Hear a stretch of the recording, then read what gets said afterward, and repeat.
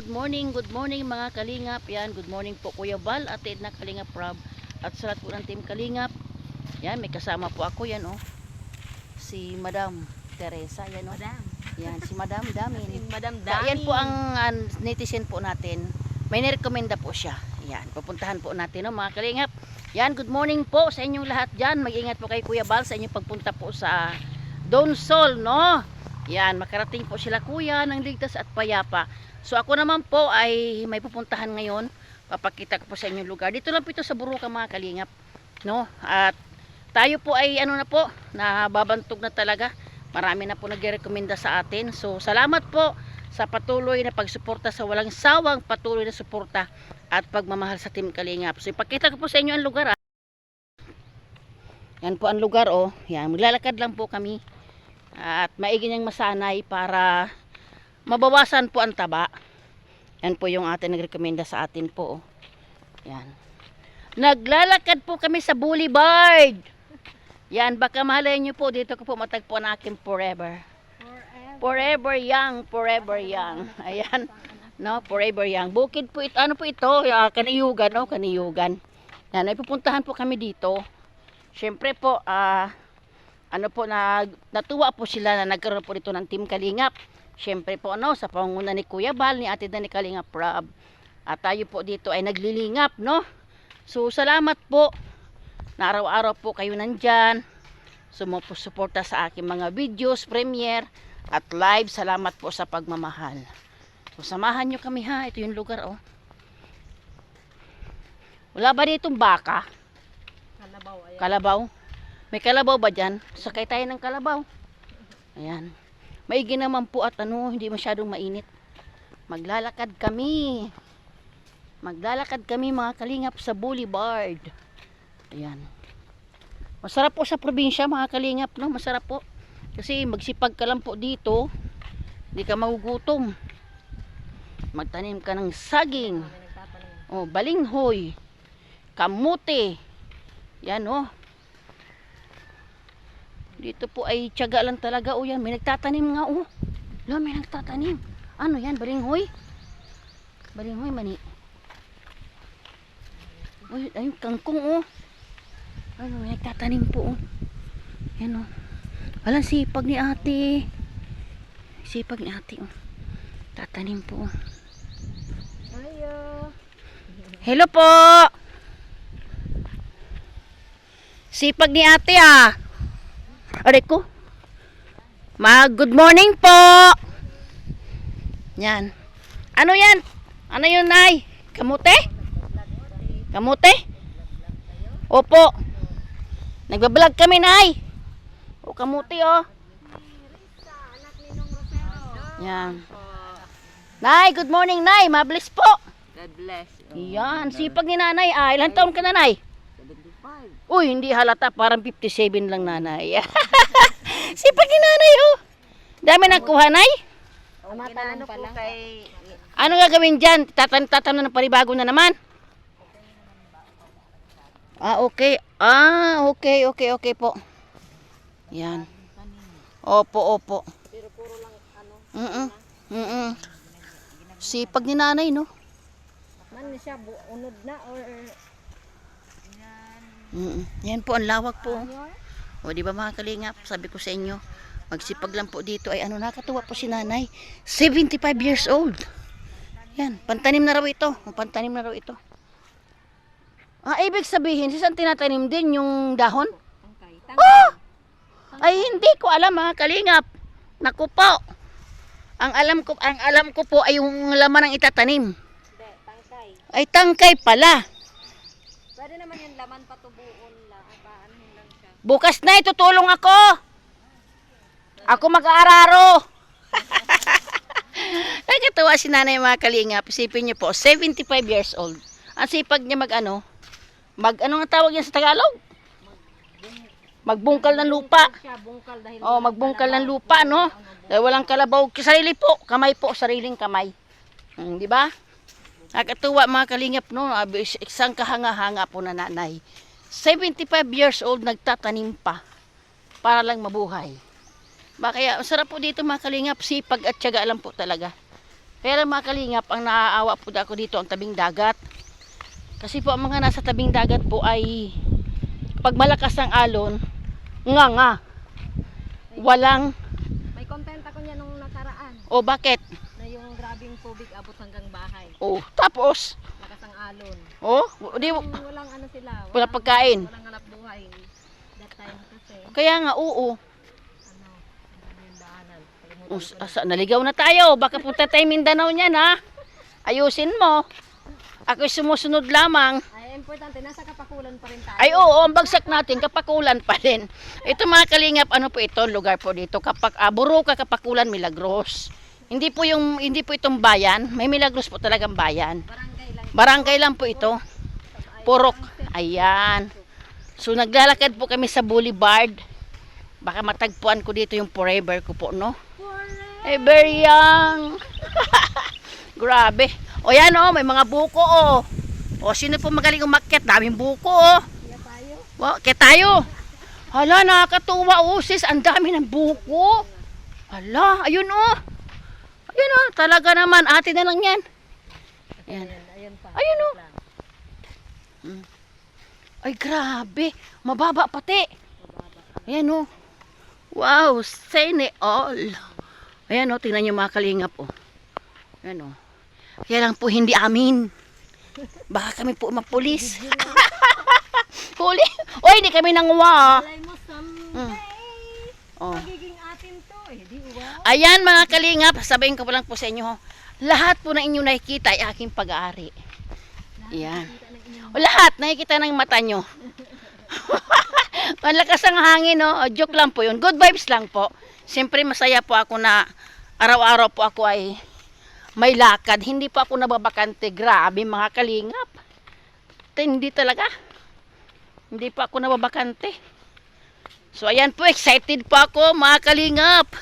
Paparating po dito si Kuya Bal. Siyempre po, ang ama ng kalingap po ay may kita sa Masbate. Ang aming ama ng kalingap, nagwapong-gwapo. Wow! Magpipicture siya.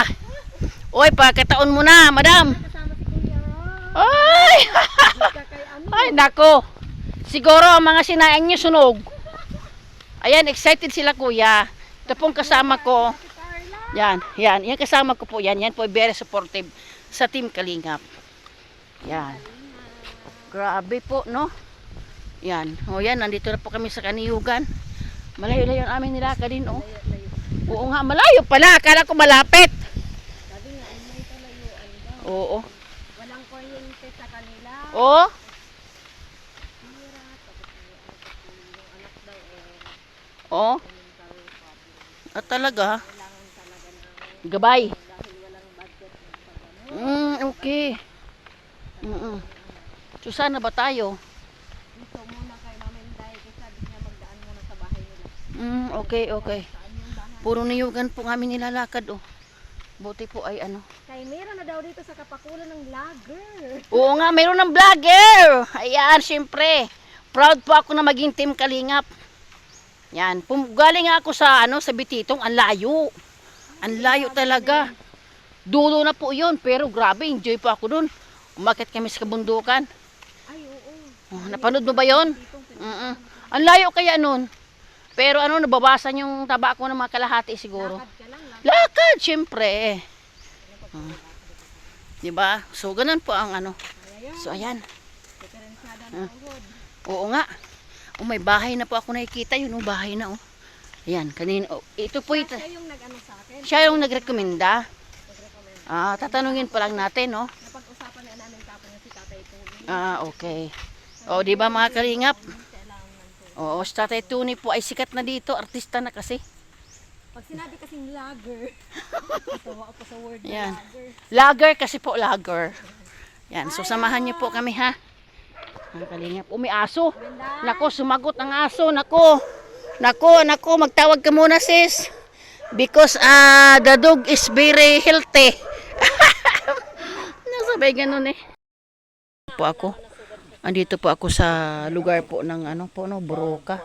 Milagros Masbate at may kausapin po tayo dito na isang tatay.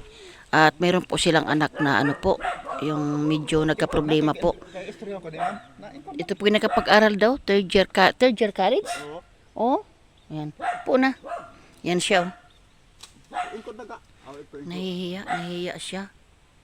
Nahiya man siya, kuya. Ako nung edad mo. Anong pangalan mo pala? Pangalan. Pangalan mo na, pangalan. Dali na. Ha?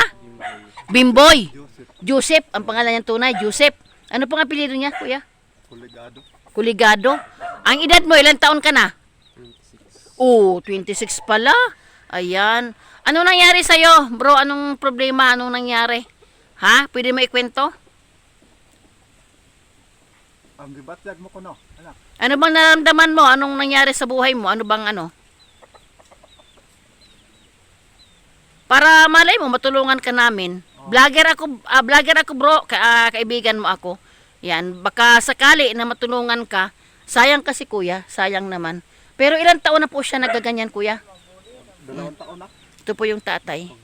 Bago Ibig sabihin kuya, nag-aral siya. nag-aral. Tapos, Gumulo pila pag bigla lang nagaganyan. bumigla lang pag ang pangisipan niya. Opo, tapos kumusta kuya? Napadoktor niyo po ba yan? Doktoran, mga 30 mil ng gasto namin. O ano pong sabi ng doktor? Sabi sa interview, kawan, tabletas, kuwan, bisita. May maintenance siya. O yun, opo ka tayo. Sige na po na, dahil mag-usap tayo, dali. O tapos, ano po nangyari? Kuwan, sabi sa doktor, inilan, painom, humanya kaon, inom. O, Inom siya, pinapainom niyo po. inom. Ang sili lang kung ginaabot sa siya, kuwan, dili nagatumar. Pero sa niya, Ayaw minom ng gamot. Okay. Nag-inom siya, Opo, kadugayan na niyang, kuwan, di na nag-inom. opo. Sa niya, wala naman akong sakit. Okay. Ayaw ko nang uminom. Baka naman kuya, ito hindi ba ito na-stress or ano? Wala siyang naging girlfriend or ano? Wala ba?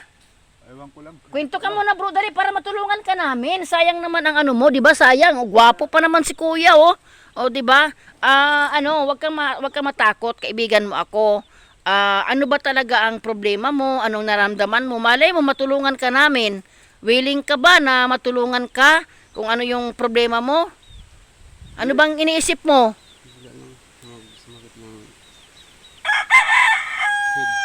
Ha?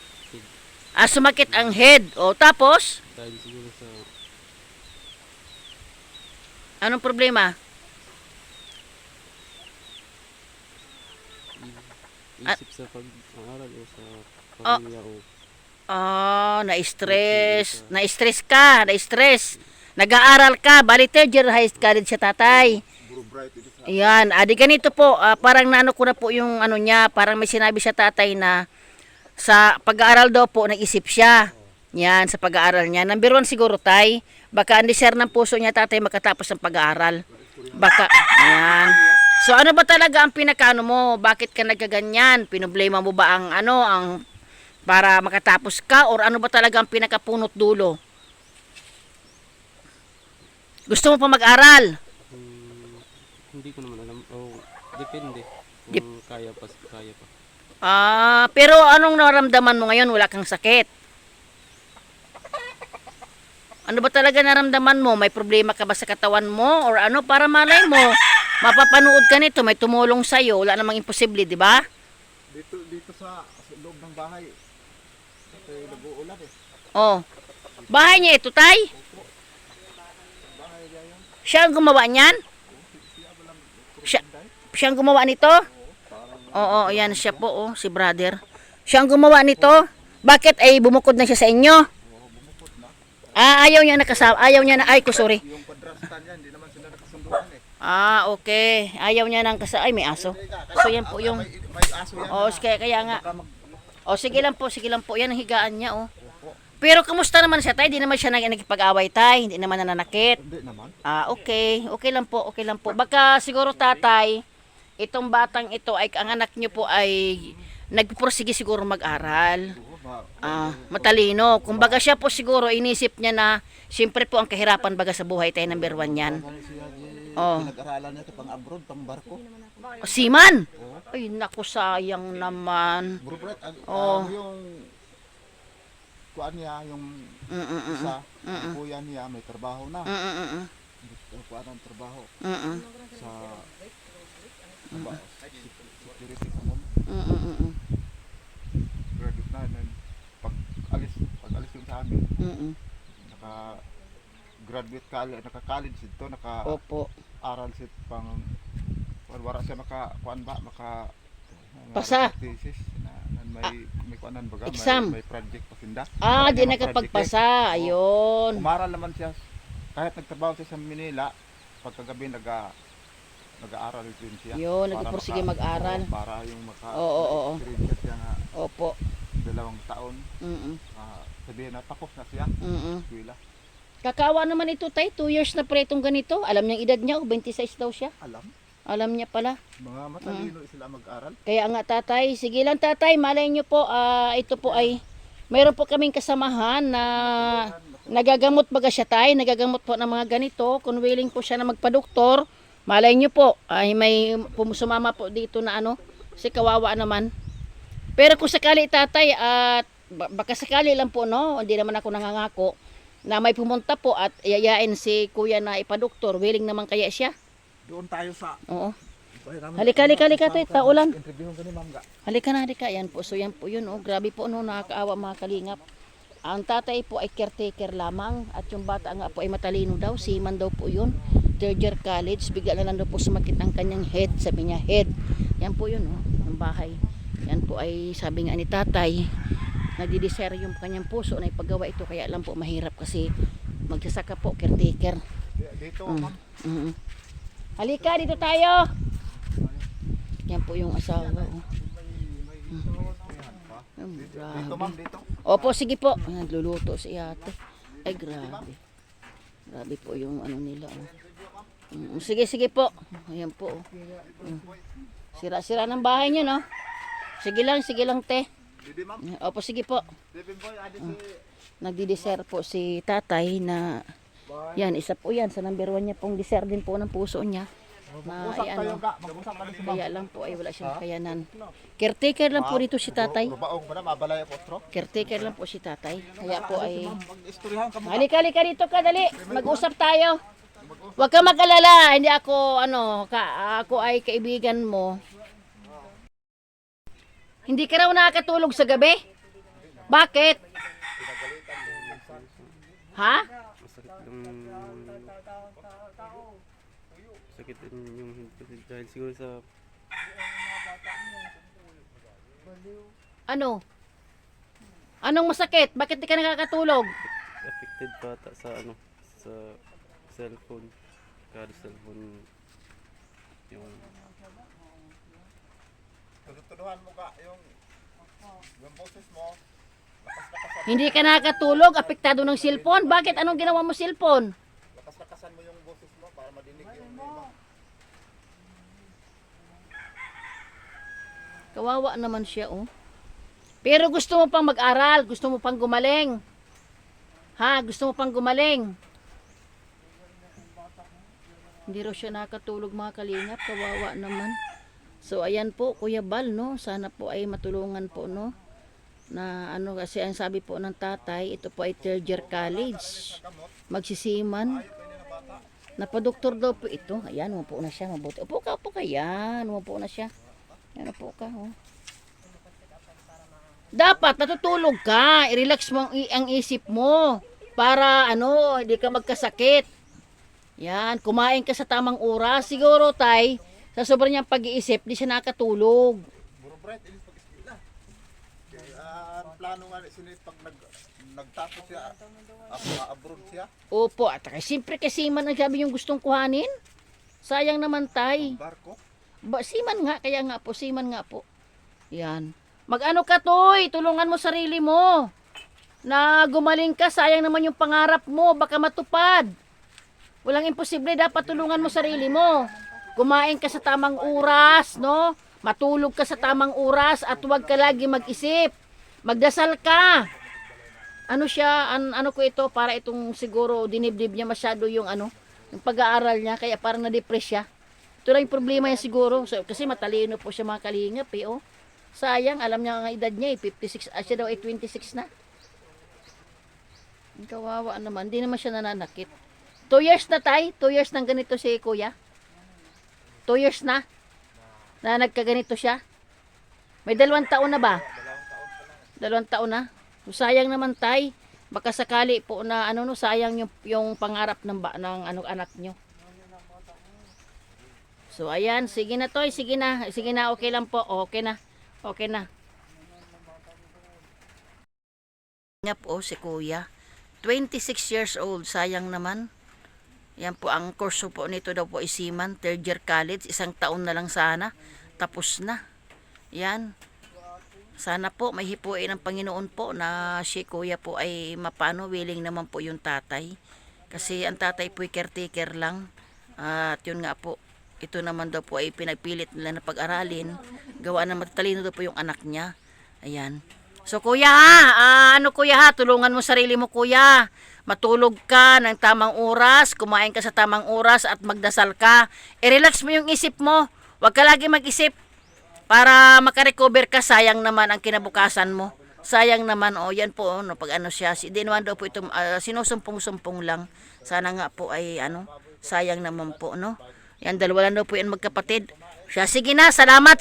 O, sige na. Kuya, di ganito lang po, kuya, no. Yan, kuya, so ito yung mga nagrekomenda sa atin. Hindi ako nangangako, kuya, no. So, ganito, kuya, hindi po ako nangangako.